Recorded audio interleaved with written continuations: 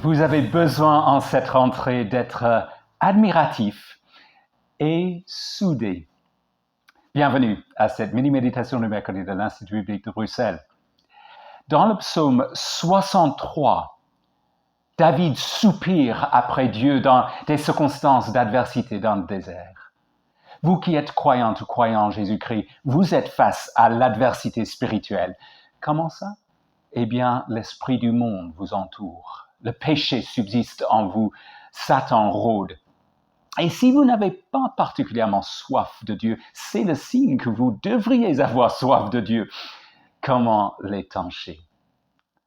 Eh bien, même si David est un roi, le dernier verset du psaume associe tout croyant à David dans ses démarches spirituelles. Marchons donc sur les traces de David à l'occasion de cette rentrée.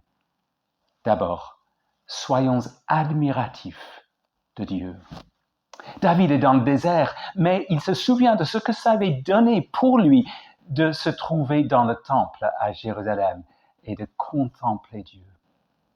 Nous n'avons pas besoin de nous rendre à Jérusalem, ni à quelque bâtiment que ce soit.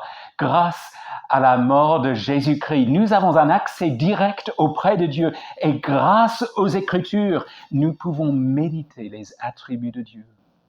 Lesquels? David se focalise sur la puissance de Dieu et la gloire de Dieu.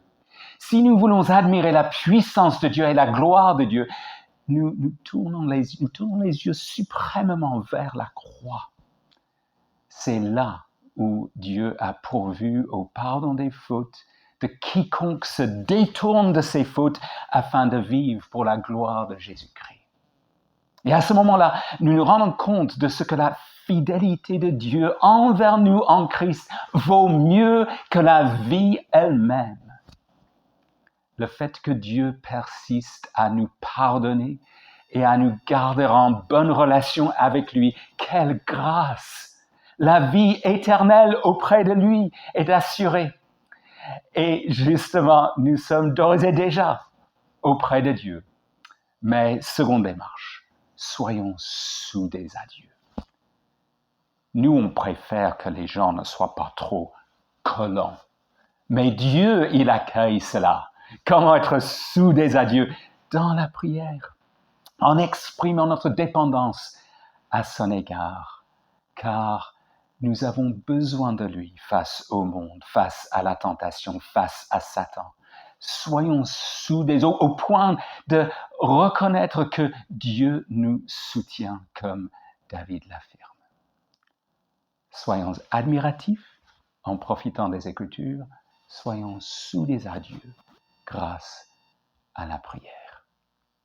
Et le bilan?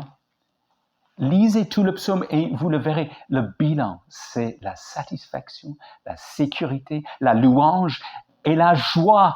Car face à l'adversité spirituelle, la fidélité de Dieu vaut mieux que la vie.